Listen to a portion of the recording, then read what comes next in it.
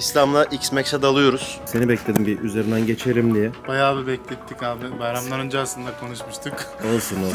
Abi 2015'ten beri bu mal bende. Bir kere sola bir kere sağa yere düştü. Onun dışında hiçbir şey olmadı. Eşit düşmüş abi şu an. Eşit. Eksik bir şey yok demek ki. İki tarafında da. İkinci sahibim şu ilk sahibinde düştü. Bu ilk günden beri böyle. Bir de burada dururken ben geri giderken yarış arabamla dokundum, düştü. Bunlar falan hep onun tamponunun sarıları. Çok fazla bir şey yok. Yok bir şey yok. A few moments later. Aynamız kırık. Şu kırıldı. Takır içi oynuyor bunun. Evet aklım ayağı. Onu da tamir edeyim. Akü değişecek. Kayış bakımı yapılacak. Yok bir şey yok. Tabii efendim. Lastikleri değişeceğiz abi. İç hidrolikleri balataları değiştiririz. Şu an hava filtresi, debriyaj. Bunu istiyorum. Tamam. Bakacağım bunu polis harca kurtarabiliyor muyum diye.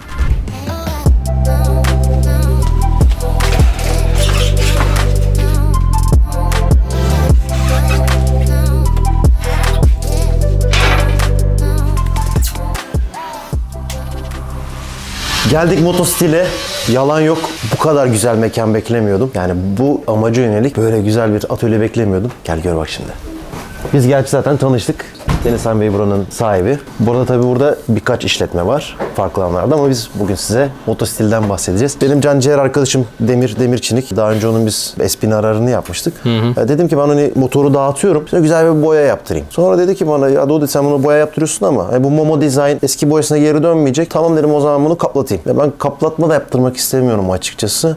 O sırada işte Motostil'den bahsetti. Evet. Telefonda konuştuk geldik neler yapabileceğimize dair. Şimdi burada ne yapıyoruz? Kalıbı olan motorlar lazım. Takdir edersin ki işte bir motorun bir serisinin 2 yılda bir kasası değişiyor. Dolayısıyla inanılmaz bir kalıp işi oluyor. Biz kalıplı iş yapıyoruz çünkü yani motora özel iş yapıyoruz. Hangi motorlar olduğunu zaten sizin Instagram sayfasında veya internet sitemizden görebilirsiniz. O ağırlıklı olarak enduroları yapıyoruz. Güzel. Scooterlardan işte sadece X-Max, N-Max grubu var şu anda. Çünkü hani en çok satan motorlar bunlar. Yani Forza'nın granajları pek uygun değil buna. Hani Yamaha'nın daha uygun. Biraz aslında motorun yapısıyla da alakası var. Tabii. Onun da elverişli olması lazım ki. Tasarımına sorun bakarız. Hemen Çünkü bu arada bakabiliriz. ben de ne istediğimi bilmiyorum. Yani benim kafamda böyle rengarenk bir şey olsun, göze çarpıcı olsun var ama arada da kalıyorum. Belki de yönlendirmelerin de faydalı olabilir bana. Ben galiba istediğim bunların arasından bu mu? Galiba o ya. Müşterilerimizin kendisinin uygulamasını tercih ediyoruz. Hem daha az para ödesinler, bize uygulama için para ödemesinler. Hem de bu gerçekten çok zevkli bir iş. Yapması da zevkli. Yaptıkça da bir şeyler ortaya çıktıkça da insan gerçekten çok daha fazla keyif alıyor. Kendinin motosikletiyle daha fazla bütünleşiyor. Evet. Çünkü kendinden bir şeyler katmış oluyor. Altın soru. Bu uygulamayı yaptım. Evet. Yarın öbür günde satacağım ve standarda çevirmek istiyorum. Sıkıntı yaşayacak mıyım? En büyük özelliği o zaten. Hani altında kalıntı bırakmıyor. Yapışkan bırakmıyor. İçinde videonuz var mı nasıl söküleceğine dair? Var. Vallahi. Tabii uygulama videomuzda söküm de var zaten. Aynı motora 1 yıl üzerinde durmuş, onu söktük, yeni bir uygulama yaptık. Özellikle sökümü de göstermek için. Atıyorum çok güneşte kaldı, 2 sene 3 sene geçti. Çıkarttın, illaki altında bir parça kenarında köşesinde yapışkanlar kalır ama o da çok basit bir yöntem. Hiç öyle bir şeye gerek yok. Böyle elini böyle sürttüğün zaman bile çıkabiliyor. Ahmet Bey bu işin başında duran, ekibin başında duran arkadaşımız. Ben tanıştım, o da çok dolu birisi. Bu işin her yerinde, her detayında Ahmet'in parmağı vardır yani. Yani bakın yapılmışı var demeyeceğiz. Yapılışını görüyoruz burada bu arada. Evet. Uygulama şekli. Tam uygulama zamanı geldi. Mesela malzeme örneklerimiz bu şekilde. Bu standart parlak olan malzememiz. Bu tekstüre dediğimiz bu pütürlü malzeme. Bu gliteri simli olan versiyon olabilir. Evet. Gayet de güzel durur. Bu simli ama böyle şey gibi durmuyor yani. Metalik gibi duruyor. Renkleri böyle metalik gibi gösteriyor. Şurada göründüğü gibi mesela üstünde uygulama şablonu var. Bir tane raglisi var. Yanında böyle ufak tefek anahtarı, işte eşantiyon küçük stickerları vesairesi var. Artık sizde bitmiş halini göreceğim. Tasarım tamam. Kaplamanın şeklini seçtin. Gliteri yapıyoruz yani simli yapıyoruz. Evet, simli istiyorum. Çok mutlu olun ve çok teşekkür ediyorum. Biz teşekkür ederiz. Bizi tercih ettiğin için. Sen biliyor musun ne renk istediğimi? Görmüş müydün tasarımı? Yok. Görmedin değil mi? Ben istedim. Sonra dedim ki ya dedim bunun kırmızısı da olur mu? Onlar da bana kırmızı tasarımı gönderdiler. Sonra bana şöyle bir soru geldi. Sence hangisi? Ben bu soruyu şöyle algıladım. Sen yine de mavi mi yapsan acaba diye. Ben de dedim ki hani emin olamadım, ben kırmızıyı daha çok beğendim. O zaman dedim ne olduğunu yapın ama bana söylemeyin. Ve ne olduğunu bilmiyorum, göreceğiz şimdi. Ve bir beyefendiyle karşılaştık. Merhaba, nasılsınız? İyi, teşekkür ederim. Siz nasılsınız? İyiyim. Hayırdır? Hayır olsun inşallah. Resim çekebilir miyiz? Çekebilirsiniz. Selamünaleyküm. Aleykümselam. Gel baba, problem yok. Baba senin bu üçüncü karşılaşıyorsun. Diğer iki... Diğer ikisi neredeydi? Bir tanesinde emniyetteydi. Önce parmağını bir indir. Öbüründe bas, Parmağını indir. üçüncüde bırak. Motoru çaldırmıştın ya. Ta o zaman. İyi bayağı geç bir şey hatırlıyorsun. Barış Manço'nun oldu mu? Benim. Tövbe yarabbi. Görüşmek üzere. Ya size zahmet veresin alabilir miyim? Üstü kapalı olan mı bizim? Ha? Evet. Geçelim. Sana sürpriz yaptılar. Açıyorum açtım mı yapıyoruz? Açılışı siz yapın. O zaman hadi açalım bakalım nasıl olmuş. Asıl yani evet. Mavi olmuş ha. İstersen açalım bir tanesini ve böyle canlı Yamağı canlı. mavisi mi? Evet. Öyle mavi mi var? İçindeki mavi yamağı mavi. Öyle mi? Evet.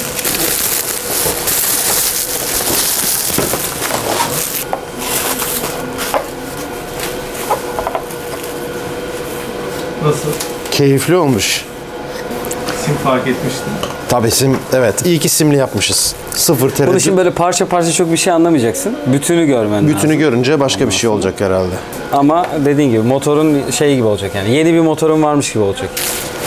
O zaman alıp götürelim bunları. İslam motoru yenilemek istediğinizden bahsetti. Zaten o bizim parçaları kullanıyor. Biz de size en iyilerini vermeye çalıştık. Burada işte lityum akü gibi, sinter balata gibi bir takım şeyler var. Kayışla da performansınızı arttıracaksınız. Ben bayağı tüyo kaptım, hepsini paylaşacağım. Sizin de dediğiniz gibi zaten biz en iyi seçiyoruz. En doğru onarım ve en iyi seçim. Teşekkür ederim her şey için. Biz teşekkür ederiz. Şu aralarında anlatacağım en efsane parça. Akıyor ama bak nasıl taşıdığımı gör. Bak hatta şöyle göstereyim. Bak, hatta şöyle taşıyorum. Kutusuyla beraber ne demek istediğimi terste çevirebiliyorum. Daha önceki Espinalar videosunda kim bu ustalar diye söylüyorsunuz. Instagram hesaplarını yazmayı atlamışım. Tamer Kaya, o efsane bilgilerle bizi aydınlatan kişi ve tabii ki İslam Yıldız. Ne demiştik abi sen? Kaya ve Yıldız. Kayar bir gün. Yıldızlar da kayar bir gün diye bir espriyle devam ediyoruz. Bugün de X-Max'imize kaldığımız yerden siz söktünüz. Tabii söktük, şu anda bir boş hale getirdik. Şimdi yavaş yavaş parçalarımız da geldi zaten. Yıkayıp temizleyip tek tek montajını yapacağız. Evet. En sonunda bakımını yapacağız. Delikanlı gibi. Şu vidaların hakikaten hepsinin nereye gideceğini biliyor musun? Evet. Söken düşünsün kardeşim. Bak ben sökerken poşetliyorum yazıyorum üstüne ama şunu hayatta mümkün değil, ben bu motoru toplayayım. Demir bana dedi ki sen bu motorun bir daha toplanmayacağının farkında mısın dedi. Ben abi çok büyük dert yaptım. Neyse erken aldık. Ya tabii ki biz de Başını şimdi bitirelim. Avrupa'da da öyle. Kafa granajı bile sökülse, arkası bile sökülse poşetleyip granajın üstüne tutturuyorlar. Aynen. Sağ veya sol diye belirliyorlar ama devamlı söküp taktığın için kafan, beyin artık onu alıyor. Nerede takılacağını yapabiliyorsun ama civatalar gerçekten motor söküldüğünde orijinalse. Çünkü bazı söküyorlar, buranın civatasını calama ediyorlar, başka bir civata takıyor. 12'lik civata Olabilecek en olacağına saçma şey. yani onları o şekilde çok görüyoruz, var. Ben çok karşıyım. Espinalar'da zaten karşılaştık, kendin gördün. Evet, Bunda evet. da Hepsini düzeltmiştin sen. tabii hepsini düzelttik, yeni orijinal civata taktık. Abi bu makineyi ben 2015 yılından beri kullanıyorum. Çok şükür Allah'ıma bir kazam yok. Bir sağa yattı, bir sola yattı olduğu yerde. Bir de öndeki araba geri geldi. 3-5 tane plastik kırığım dışında bildiğim kadarıyla hiçbir sorunu yok. Yok, herhangi Sen bir bir- şeyle karşılaştın mı? Yok, herhangi bir çatlama veya bir darbeden kaynaklı bir şey, boya çatlağı yok. Orijinal. Zaten Yamaha'ların çoğunda şu eklem yerlerinde devamlı paslanma çıkar. Evet. Yani bunu hangi tenereye de alsanız duble çelik boru olduğu sürece bunların hepsinde buralarında boya çatlakları yapar. Çünkü buralara boya vurulmuyor fazla. Tamam. Bu taraflara vurulur. Buralar buradan gider. Ya genelde kaynak diplerinden Kaynak diplerinden pas devamlı görüyorum. pas diyorum bunlar. Dikkatini ne çekti? Şimdi biz buna gittik, fren balatası aldık. Ön arka fren balatası dedin. Evet, fren balatası Aldık. alındı. Kayış alındı. Kayış alındı. Ön tahrik seti bagalar alındı. Ondan sonra lastiklerimiz gelecek. Lastikler gelecek. Zaten tutmuyorlar artık. Yani lastikleri bitmiş artık. Yani bu Sadece bitmiş olması değil, şey de yok. Hamuru da gitti. hamur gitti artık yani. Zaten yanakları bu şekilde viraja girmeye çalışırsan motorun arkası seni atar. Gaza oturuyorum ya virajda. Evet. Hop geliyor. Dümdüz olduğu için burada çalışma payı olmadığı için şu bölgesini atar. Ön lastik de bitmiş. Ön lastikte Aslında dişi var ama hamur gitti galiba. Şu şekilde baktığınız zaman lastiğe, şuradan bakın zaten anlarsınız. Bakın şu lastik burası çökmüş, görüyor musunuz? Evet. Lastik bitmiş demek. Öyle mi? Tabii. Lastik ne kadar sıfır olsun bak telleri duruyor üstünde daha. Evet. Çünkü devamlı ortada kullandığınız için bir sıcak bir soğukta lastiklere devamlı şey girdiği için çatlama yapar bu lastikleri. Bak şuradan çatlama yapmaya başlamış. Modeline göre normal. Evet, evet. Ama şu lastikte elinizi şöyle koyduğunuz zaman bir koyun zaten anlarsınız. İleri geri oynatın. Bel vermiş artık. Anladım. Bu lastiği frene bastığınız zaman motor saçmalayabilir. Direksiyonu bıraktığınız zaman çekme yapabilir. Çünkü lastiğin yönü hangi tarafa bitmişse o tarafa çeker götürür motoru. Hava fitesini aldık. Başka bir eksik çıktı mı? Başka bir eksik çıkmadı. Hadi yapıştıralım. Tamam.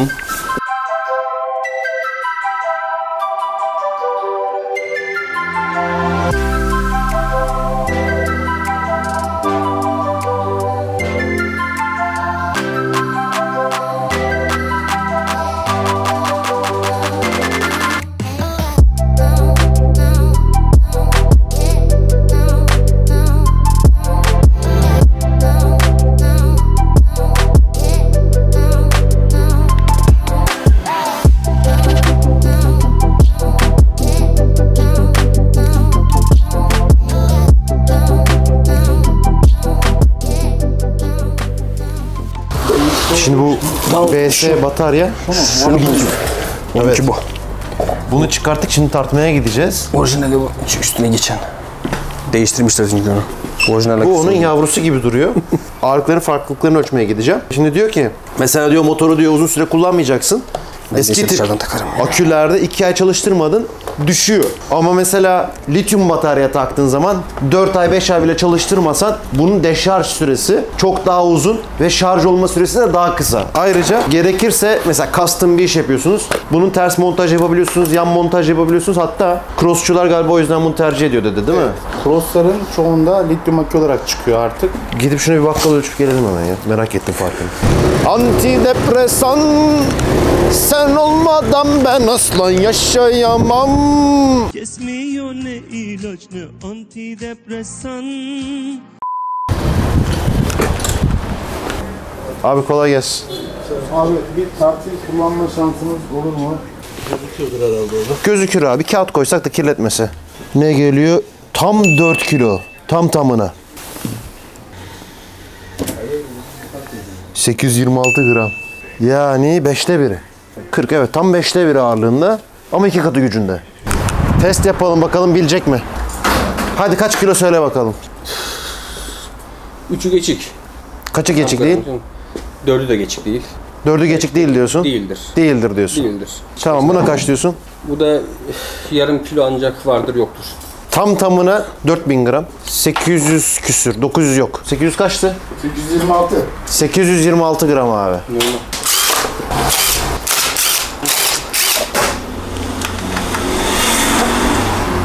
Bu arada çok titreyerek kalkıyor. O öndeki şimdi bagaları söktüğümüz zaman köşeleme yapıyor bunlardan. Köşeleme yaptığı zaman soğukken veya sıcak da olsa ilk kalkışta böyle bir yapar. Ondan sonra düzelir. Sonra düzeliyor ya. Sonra düzelir. Böyle Bir geziyor. anda hareketi aldıktan sonra düzelir. Ama ilk kalkışta şey yapar. Peki arka varyatöre ne oluyor? Arka varyatöre bunlarda kolay kolay bir şey olmuyor. Bunlar 70.000 kilometre gidiyor balatası. Tamam. Hiçbir şey bozamazsın. Ancak dur kalk veya iki kişi zorlanmadan dolayı bu şekilde morarır. Balatayı çabuk bitirir. Varyatör yağlı sistemle çalışıyor. Tamam abi. Klikleri açıp içine bakacağız. İnsanlar diyor ki abi içine yağ koyuyorsun. Bu yağ sizler gider buradan. Hayır bunun özelliği yağ 300 santigrat dereceye kadar dayanıklı sıcaklığa. O yüzden erime ihtimali %0. Özel bir yağ mı? Tabii özel bir yağ bunun. Başka bir yağ vurursan, normal bir yağ vurursan içine onu temizleyip vurduğun zaman komple bu yağ buradan aşağı akar gider içine. Alıyorum. Alabilirsiniz. Çek gelir o komple. Oh. Bu kadar. Bunun içindeki yağ da yine aynı şekilde. Bu kayışın bittiğini nasıl anlarız? Yani şimdi bu şekilde sağlam gözüküyor değil mi? Evet, bana çok sağlam gözüküyor mesela bu. Şimdi zaten ok işaretimiz burada. Tamam. Yamağının ok işareti vardır. Ok işaretinin yönüne takma. Kayışı bu şekilde bastırıp Tamam. Diğer buralarda çatlaklar çatlama çıktı. varsa bu çöp. Ya. Bu yatmaktan dolayı. Bu yatmaktan dolayı. Tabii yatmaktan dolayı çatlar. Rutubet var çünkü içinde. Şimdi bana galiba kitapçında 12.000'de mi 17.000 kilometre 15 ile 20 bin arasında değiştirme zorundasın. Ama değiştirmedim. faaliyette kullanırsan devamlı. Bu şekilde yatırırsan 3 sene 5 sene çürüme yapar. Bu sertleşir. Anladım. Polini kayış. Ha? Polini kullanabilirsin, Males'i kullanabilirsin. İkisi de İtalyan markası zaten. Onun dışında şöyle baktığımız zaman Yepyeni. Ha. yepyeni hiçbir şey bulamayız. Bagalarımız da polini. Tabii polinin 11 gram olması lazım bunlar. 11 gram aynen yazıyordu. Ne fark ediyor gram dediğin? Gramda ilk torku vermesine sağlıyor onlar. Üzerine çıkan kaç gram? İlk orijinalleri daha hafiftir onlarda. Onlar da 9, 8,5-9 arasında çıkıyor. 11 gram alt devirleri daha hızlı kalkıp gitmesi için motor. Yani son sürati etkilemiyor. Sadece alt devirleri. Ha. Bu kiti takmanızın amacı Yani şimdi ben 2 gram ekleyerek ara motorunu torkunu yükseltiyorsun. Sadece torku yükseltiyor. Son hız yok. Hiçbir şey de yoktur. Tamam. Abi pişman oldum soru sorduğuma. Gelen soruları gösteriyorum sana. Bak. Bak 15 dakika 20 dakika oldu sorunuz var mı diye. Bayağı bir soru alacağım senden. Görüyor musun? Bu yuvarlaklığı gitmiş bunun. Tabii yuvarlaklığı gittiği için ilk kalkışta bir titreme yapar. Yani 20 adım 60 gibi düşünün ayaklarını devamlı keser. Ondan sonra soğuduğu zaman veya durduğun zaman bir daha kalkışta bir daha yapar. Bu bagalar köşeleme yaptığı için yeterli hareket alamıyor. Tamam bu şey aşınan bir parça. Debriyaj gibi. O aşınan bir şey. Yağlı da olsa aşınan bir şey. Zamanla değişmesi gereken bir olay yani. Tabii. Şuna 2 gram koyuyorsun. 2 gram koyuyorsun, motorun torku değişiyor. Bir soru gelmiş. X-Max'in kronik sorunları nelerdir? X-Max'in kronik sorunları zaten ön varyatör. Ki onu yaşıyoruz şu anda. Onu yaşıyoruz zaten. Bagaların çabuk aşınması. O da kullanımdan kullanıma değişiyor. Onun dışında yakıt olarak fazla yakıyor zaten. Herkes bir Ama aşina. demin konuşurken o yüksek devir kullandığın zaman tabii yakıyor, yani ortalama 80 ile 100 arasında gidersen hiçbir sıkıntı kalmaz ama ben ideali 80 zaten. Gel. Yüksekleri içinden alıyorum tamam. Tamamdır. Çıkan görüyor musun?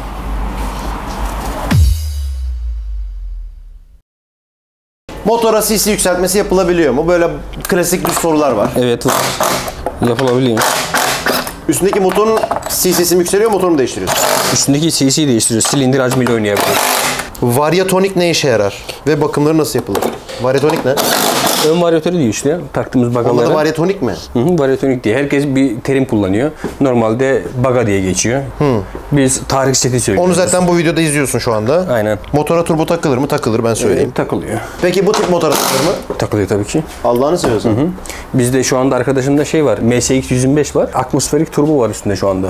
Direkt 200 yapıyor. Şimdi bak bir sürü şöyle sorular var. Onları ben cevaplayayım. Hani motora tapa gaz verince motorum bayılıyor. 50 cc'lik motorum var. Çekiş sıkıntısı yaşıyorum. Ne yapabilirim? Bunun cevabını hiç kimse görmeden söyleyemez. X-Max 250 Momo Design değilse fren güçlendirmesi olarak Brembo kaliper düşünüyor musun? Demiş.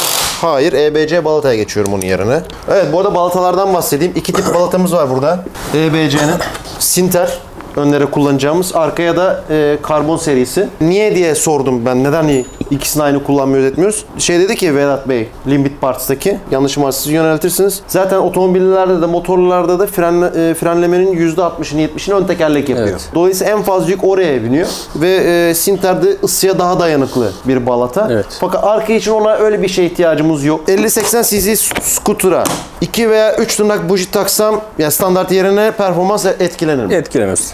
X-Max performansı nasıl arttırılır? X-Max'in hangi modeli ama? Bunu arttırmak için İşimiz kolay. gibi kayış alabiliriz. Alt devirleri güçlendirebiliriz. CC'li oynayamayız. CC'li çünkü Türkiye'ye şey gelmedi. Kit olarak gelmiyor Türkiye'ye. Debriyaj olur. Peki bizim şimdi şeyimiz değişecek mi? Sıfır yüzümüz değişecek mi? Tabii sıfırdan kalkışın değişecek biraz. Ciddi mi değişecek? Öylesine. Çok aşırı değil. Çok aşırı değil. Çok aşırı olması için arka kiti de almamız gerekiyor. Ya bir saniye fark edecek mi mesela? Ortalama edecek. Tamam ya, o bana yeter. Edecek. Çırılçıplak olmuş scooter. Üşümesin. Üzerini ört. Allah seni ne yapmasın Mehmet. Aquaman. Bizim Mehmet Gülener. Tanıyorum onun şeysini. Piston yatak değişimiyle cc artışı olur mu? 125 cc'lik makinede. Yatak etkilemez de. Yok. Piston hacmini büyüttüğün zaman motorun torku birazcık daha değişiyor. CC'si artıyor yani, değişiyor piston. Evet. Cevabını vermiş olduk. Yine hız değişmez. 250 cc bir motor scooter en fazla kaç cc yükseltilebilir? 300 cc'ye kadar kurtarıyor zaten blokları. Tamam, zaten kurtarıyoruz. Tabii 300 cc'ye kadar kullanıyor çünkü 50 cc bile en fazla 90 cc'ye kadar blok üretiliyor. Başlangıç motor öneri alabilir miyim? Nasıl başlar? 50 cc ile mi başlar insanlar genelde? Yani bunun için bence özel bir eğitim alanına gidip eğitim alması gerekiyor. Kesinlikle öneriyorum. Evet, yeni sorular var. ZX-10R motorum var. GP Composite'ten ürün alacağım. Yok mu indirim kodu demiş. Soralım, belki vardır. Vardır belki. Soralım ona. Varsa bu videonun sonunda zaten söylüyor olacağım.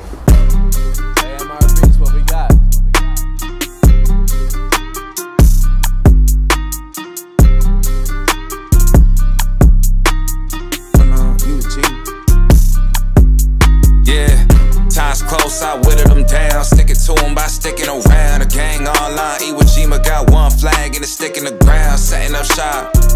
Think I got the message across. Came for the titles and press of the watch. We play at the levels of Letterman jocks.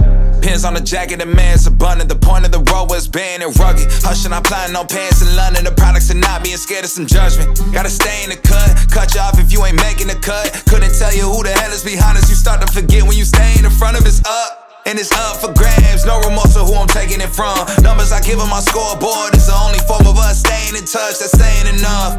It's time to receive for all of the favors I've done. Too late for y'all to switch teams, everybody getting big leagues. Product flying out the shelf, what's in store for us? Known to hit a hole in one, to get the crowd, a shoulder shrug. Shots are limited, I'm scared mango with the golden gun. Posted up, ready for whatever, boy, you know what's up.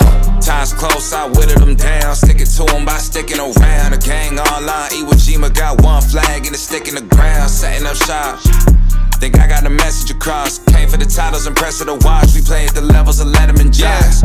Shout out to Steve, the boy getting love from the harsh critics. Strauss hit me bi-weekly to tell me keep taking it further. You aren't finished and I gotta listen. Any son of believing and see that I'm actually breathing and doing it. Bu da yepyeni balata. Etimden gördüğünüz üzere. Bir de bitmiş balata göstereceğim birazdan. Bir tek balatada böyle bir şey oluyor işte. Bir tek de farkı işte. İyi bak, kullandığınız plastik malzemeye göre ABS ise ABS, PP ise PP veya işte farklı montaj klipsleri vesaire tüm takımı nereden bulurum diyorsanız Aktif Otomarket'te bulabilirsiniz bunları. Star Clips ürünleri satan bir yer. Gayet de güzel bir set olmuş abi. Lastikleri bekliyorum tezkere bekler gibi. Naz yap biraz abi. Tezahürat iste, bir şeyler iste. Teşekkür ederim. Volkan Bey, güle güle kullanırsınız. İnşallah. Güle güle kullanın. İyi günlerde eskitirsiniz en kısa zamanda. İnşallah. Bak mala. Çilop.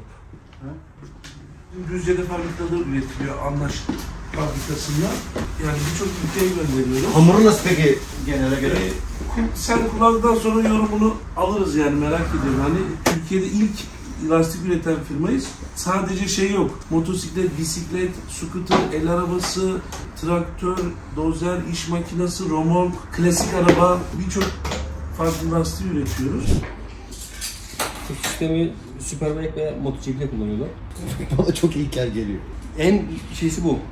Şimdi elektroniğe bağla, 40-45 gram arasında kurşun alacak üstüne. Peki. Şu an 45 gram arası mı alacak bu diyorsun? Şimdi göreceğiz, dursun. Yani yapıştırarak mı söyleyeceğim? Önce bir duracak. Mesela sibobu getirip buraya paralel bırakacaksın. Hangi tarafa dönecek, duracak. Durdu mu? Durduktan sonra karşılığını işaretle burayı. Mesela burayı bu kadar getirdin, bıraktın. Paralelde getirip abi, tamam mı? Şuraya şöyle koydum. Bak, lastik durdu yerinde. 20 gram fazla geldi, gördün mü? Terse döndürüyor. Milimetre. Bundan bir şey olmaz. Şimdi bunu tekrar bu tarafa çevirdin, bıraktın, durdu. Şimdi çıkartayım, terse dönecek. Bunu bilgisayara bağla, %1 sapma görürsün bunda. Bırak şimdi abi. Böyle durur. %1 sapma olur olmaz gibi. Kaldığımız yerden devam. Dün neredeyse bitirmiştik. Bugün son bakım işlemlerimiz kaldı. Onunla da Total'in antifrizini koyacağız biraz sonra. Uzun zamandır değişmedi. Yine Elf'in 1040 şanzımanında da motorunda da yağını kullanacağız. Son olarak yine bugüne kadar hiç değişmemiş olan DOT 4 Total'in fren hidroliğini koyacağız. Kaldığımız yerden devam.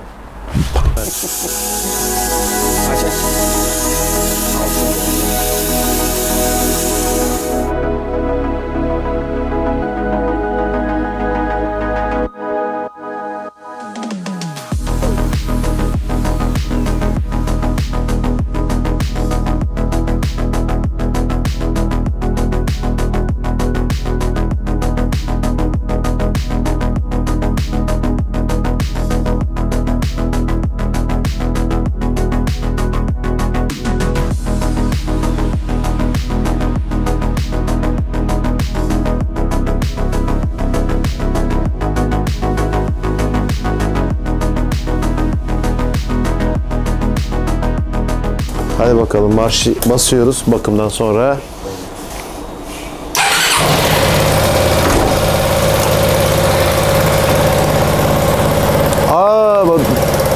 Daha 17.000 demiş ki bu. Evet. Ben niye 20.000, 20 küsür bin diye hatırlıyorsam artık yağ sıfırlaması yapacağız buna. Kayış ve yağ sıfırlaması. Nasıl yapıyoruz? Şimdi normal kontağımızı açıyoruz abi. Tamam. Reset düğmesine basılı tutuyoruz. Evet. Kaç saniye? Söyleyeceğim. 1, 2, 7, 8, 16, 17. Bırakıyoruz, bir daha basıyoruz. Bir daha 17 sayıyoruz 2. 17 mi hakikaten? 4, 9, Şimdi 20.000 olduğu zaman 20 saniye mi sayacağız o zaman? 13, 14, 15, 16, 17 gitti. Şimdi VK işi sildik. Gitmedi. Ama VK işi sildik şu anda. Şimdi şeye geleceğiz. Oil yanıyor şu anda. Tamam. Bir daha basıp tutuyoruz. O kaç saniye? O da aynı. Yani V kayışın üzerindeki 17 yapıyoruz, çekiyoruz, bir de 17 basıyoruz. Yani o toplam 34 saniye. Evet. Sonra oil'in üzerine geldiğimizde Aynı şekilde 17 mi yapıyoruz? 3, 4, 5, olabilir 16, 17. Bırakıyoruz, bir de hemen basıyoruz. 1, 2, 3, 15, 16, 17 gitti. Daha yanmaz hiçbir şey. Yanıyor işte, oil yanıyor. Tamam, oil yanıp sönmesi lazım. Yağlanması zamanı geldiği zaman. Şimdi niye yanıyor? Şimdi sabit yanar. Şu anda kaç kilometre gittiysen burada oil ile, yani yağ değişimini burada kilometresi yazacak. Tamer Kaya Ustam'la beraber ve İslam Yıldız'la beraber makinemizi baştan sona bakımını yaptık. Evet. Yağlarımız, sıvılarımız, antifrizimiz, hidroliklerimiz hepsi değişti. Evet, her şeyimizi değiştirdik. Yani değişmesi gereken her şeyi değiştirdik. Disklerimiz iyi durumdaydı. Onlara dokunmadık. Evet. Daha çok ömrümüz var. Balatalarımızı değiştirdik. Amortisör ayarlarımızı yaptık. Genel temizliğimizi yaptık. Evet. Fren hidroliğimizi değiştirdik baştan sonra. Fren hidroliklerimiz değişti. Manetlerimizi boyadık güzelce. Atladığımız herhangi bir şeyimiz var mı? Atladığımız herhangi bir şey yok şu anda. Yok yani yapılması gereken ve 10 numara bakım oldu hakikaten. Binip binebileceğin şekilde komple bütün bakımlar yapıldı. Yani gönül rahatlığıyla binilebilir. Şurada bir tur attım. Hakikaten başka motora biniyorum şu anda. Hani görüntü olarak da başka motora biniyorum. Her açıdan. Yani ilk geldiği halinin çalışmasıyla, gidişiyle veya duruşuyla hiçbir alakası yok. Şu anda bambaşka bir şey. Yani sıfırdan revizyon yapılmış gibi düşünün. Evet çok mutlu oldum gidiş. Yani şurada 100 metrede bile anladım onu yani. Ama tabii lastik, rodaj, modaj her şey bitsin daha iyi anlayacağım. Lastikte bitsin, kayış iyice otursun. Isındıktan sonra daha iyi verim alır. Arkadaşlar adresleri aşağı bıraktım. Ben biliyorsunuz en iyilerle çalışırım. Burada yaptığımız ikinci motordu. Emeğine sağlık. Hem çok şey öğrendik hem de son derece kaliteli oldu. Ben buraya zaten referansım. Şimdi bastırıyoruz, gidiyoruz. GP Composite'e bakalım orada neler yapacağız. Son olarak GP Composite'e geldik. İnceleyeceğiz tabii ki X-Max'i ama video sonunda, çünkü şu anda birkaç tane aksesuar var. Bagaj çantalarımız, korumalıklarımız, camımızda bir takım çizikler var. Bir de daha önce sağa sola yattı ve zarar gördü ya, onun önüne geçmek için birkaç aksesuar var. Onları da bir kontrol edeceğiz. Tabii birazcık da yakışıklılaştırmak lazım. Tamam. Sen neredesin ya? Adamın bir skuturu olmuş. He, bir gör bakalım, beğenecek misin? Zannedersin ki Ducati V4 yaptı sanki, anasını satayım. Oğlum. Ha, dikkatli konuş diyorsun yani bunu. Sana inat bitirdim biliyorsun değil mi? Bana geldin, bu motor asla bitmeyecek dedin ya bana. Bir senede bitti işte. Tamam ama işim gücüm var. Ha tamam ama. Güzel olmuş.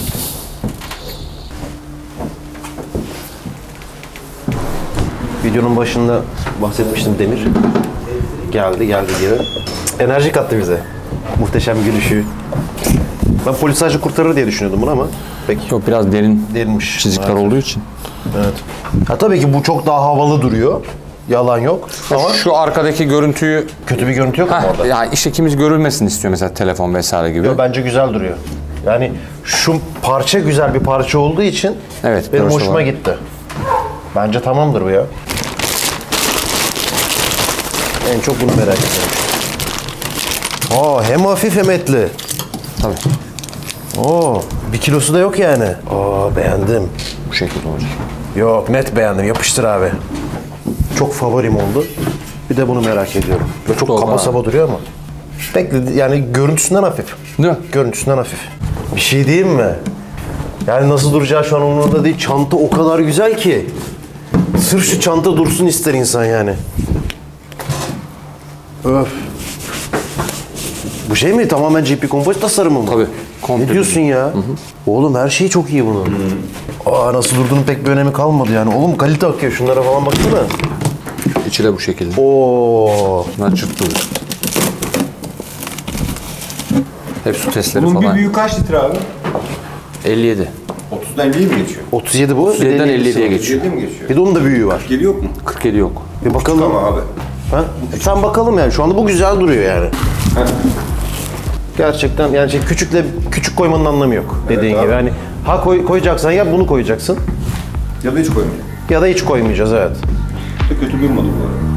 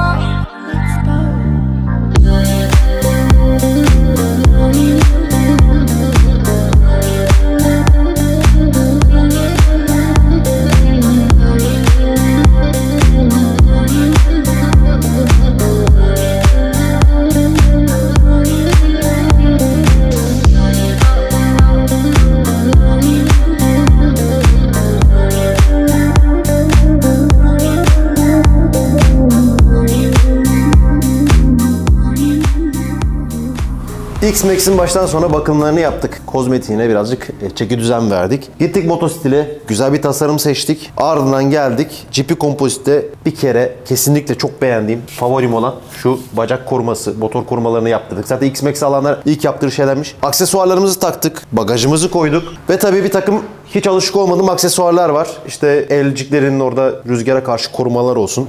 Aynaları dışarı almak olsun. Şimdi ben bunu süreceğim. Ve bu videoyu da aşağıya da bunlar da nasıl bir etki gördüm onu artık yorum olarak koyacağım. Diyeceğim ki arkadaşlar kullandım. Şöyle oldu, böyle oldu diye. Çünkü ben her taktığım şeyi biliyorsunuz of süper bilmem ne denemeden söylemem. O yüzden yorumlayacağım. Yola çıkarken daha sportif bir görüntüye gitmek üzere başlamıştım. Ama birazcık da fonksiyonel olmaya başladı motor. Lütfen yorumlarınızı bırakın. Beğendiğiniz, beğenmediğiniz, şöyle olsaydı daha iyi olur dediğiniz veya ya hiç aklımda öyle bir şey yoktu, süper olmuş diyeceğiniz ne yorum varsa bekliyorum. Bir sonraki bölümlerde görüşürüz. Hoşça kalın.